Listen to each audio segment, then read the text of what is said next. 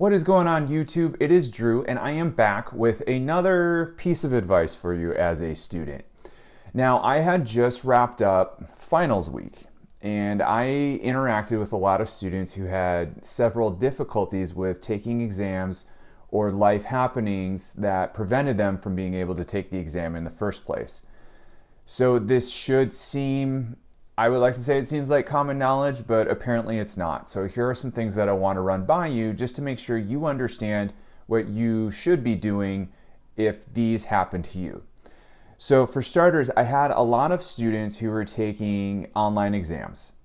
They were taking them through their learning management system, which is usually like Blackboard or Canvas or D2L, those sorts of things. And so they encountered difficulties with connecting to Wi-Fi, or they couldn't get into the exam, or they couldn't submit the exam, or they submitted the exam early on accident. And I would say if any of that happens, you need to communicate, whether that is a staff member who is nearby or your instructor or both. First and foremost, or more importantly, I should say, always let your instructor know what's going on. They don't know if you don't say anything. So if you're having all these technical difficulties and you're afraid to speak up, or you don't know what's going to happen, or you think it doesn't matter, you still need to let your instructor know. Otherwise, they're going to see that you just completed 5 questions and then submitted the test and not really understand why. And they're also not really going to look into it. Some might and some might not. And you don't want to be in that class where that instructor isn't going to look into it, because you're going to hurt yourself in your final grade. The other thing that I've encountered a lot is life happenings. I've had students who had car difficulties. I had students who they were struggling in the class and they had made some agreements with instructors about the finals, and they felt confident going into the finals, but then they started to realize throughout the semester that they couldn't really grasp the content and their grades were not as well as they intended them to be. So now they started to become very stressed out. There was a lot of mental health issues with students, a lot of depression, loss of motivation, and they just didn't really care. And I would say every student starts to burn out towards the end of the semester. Every student just wants to get through finals and move on to their break and just put it behind them and completely forget about it. And I completely understand. But you have to see it through. You have to see it through to the end. You have to complete everything. And when these life happenings occur, you need to let your instructors know.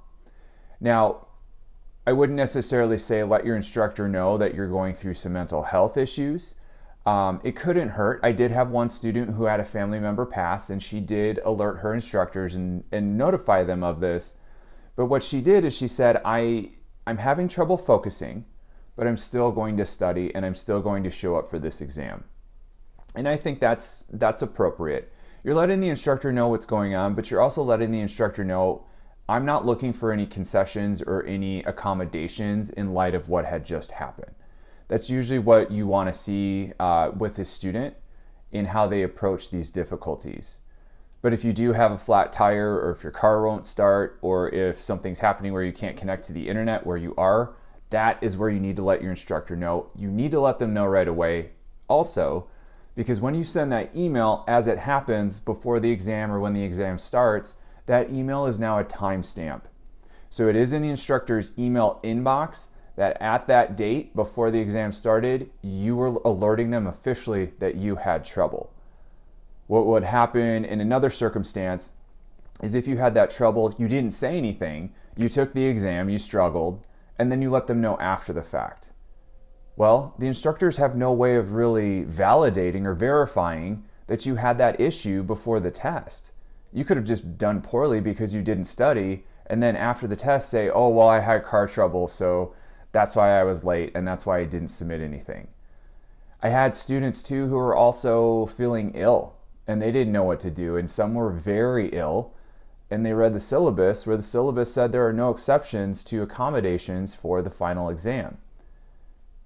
Don't be that literal. I think if you're feeling a little under the weather, especially now as the society has changed its perspective on being in public while you're not feeling well, if you are very ill, if you're very nauseous, if you can't get out of bed, you need to let your instructor know. Let the instructor decide whether or not they want to follow that syllabus or if they want to make an accommodation. These instructors are humans, and I know as students it's really hard to see that side of them. But what you're going to see is if you open up that communication, they may make an exception. Don't take the syllabus at face value. If anything, the instructor may back up the policy and the syllabus and you go on. But they may also, like I said, provide an accommodation, which can make a very large difference in taking an exam when you're healthy versus when you're trying to rush through it because you're sick. And so all of these things did happen during finals week, and it's pretty interesting to see the chaos that ensues, but also it's discouraging or concerning to watch how these students are really impacting their grades negatively because they're not understanding how to navigate this or how to alert their instructors or staff as to what's going on.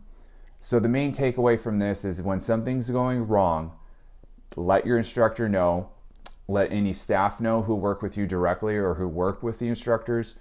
You have to let these people know. Otherwise, they think everything is fine and you're just going on with your business. So remember this moving forward. Don't forget to hit the subscribe button. And as always, I will see you in the next one.